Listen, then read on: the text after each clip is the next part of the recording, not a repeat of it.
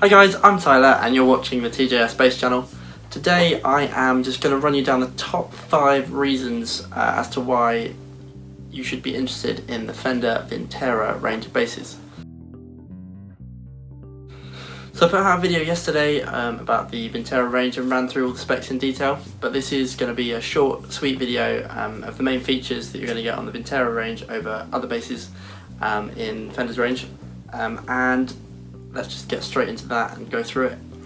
So the main difference with these Vintera basses is the inclusion of vintage features on everything. So the first one is vintage necks. The neck profiles they all have a 7.25 radius board, so that's the roundest board that Fender's ever done, and they are vintage profiles. So with the precision bass you're getting a vintage C shape, thinner C's on both the Jazz and the 60s Jazz and the 70s Jazz, and then the Mustang has a thin C shape.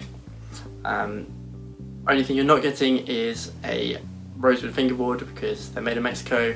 There's extra cost incurred with using rosewood and CITES and the difficulties with that. So you are getting a power ferro board, but other than that they're pretty much the same specs as you'd find on the vintage necks from the time. Second thing Fender has done with the whole range is to put in vintage pickups. So all of the pickups have been revoiced to their respective eras. There's a 50s voiced pickup in the P-Bass, there's a 60s voiced pickup in the Mustang, 70s in the Jazz bass for the 70s, and then 60s in the 60s Jazz. Whether that makes a difference, it remains to be seen. I know that sometimes Fender have put just standard pickups into in the old range, the classic 50s, which is what the Vintera replaces, well, the classic range. I know that some of the pickups in there were literally just standard pickups, so let's have a look at that when they come through and see if they are revoiced, but Fender are pushing that as a feature. Reason number 3 is that they have put on vintage hardware. So with the 50s precision bass, you have 50s style hardware. The Mustang has the big 60s plate on the bridge, which is really cool. It's a great look. It's got the same features as the original 60s ones. I believe the 60s Jazz bass has reverse tuners. Correct me if I'm wrong, but I'm pretty sure that's what it said. Yeah, the 60s Jazz bass does have the reverse tuners. Just checked. And the 70s Jazz bass has the tuners that are standard direction, but they have been stamped with the Fender logo to give you that vintage style and aesthetic. Fourth new thing with the Vintera range is the range of colours.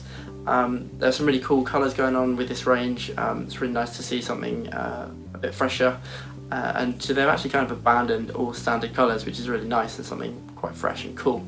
So with the 50s precision, they've got rid of Fiesta Red, which is sad because I love Fiesta Red. We've got Dakota Red now, which is another great red.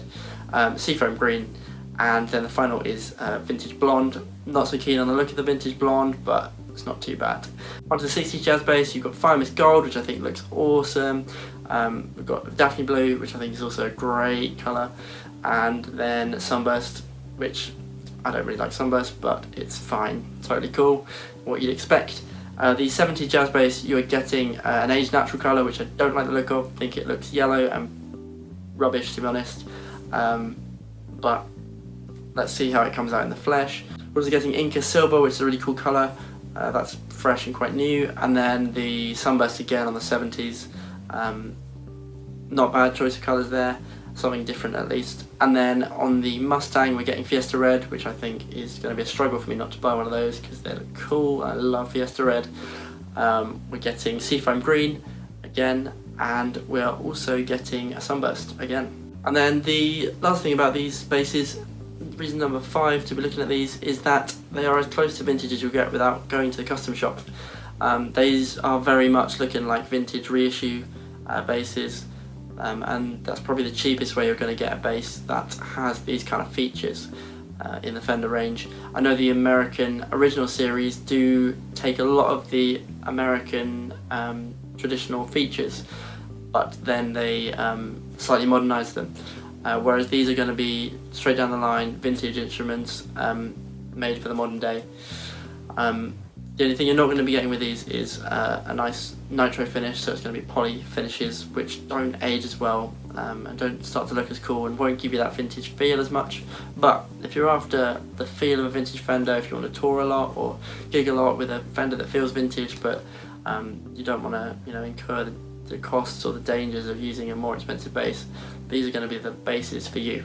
So I hope that gives you a quick overview of the range. So as I say, we're getting a new Precision, which looks a lot like the classic 50s, but that's okay.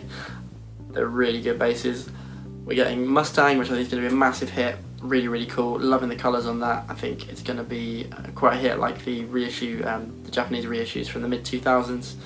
And then 60s jazz bass and a 70s jazz bass. I want you to let me know in the comments below which of these basses you think you might be interested in buying, and definitely which colourway you're going to go for, because I think the new colours are really interesting. If you like this video, please drop a like on it, and if you want to see more content from me, don't be afraid to hit that subscribe button and maybe do a little cheeky click on the bell as well, so you'll be notified the moment that I drop a new video. Thank you so much for watching, and I'll see you around soon.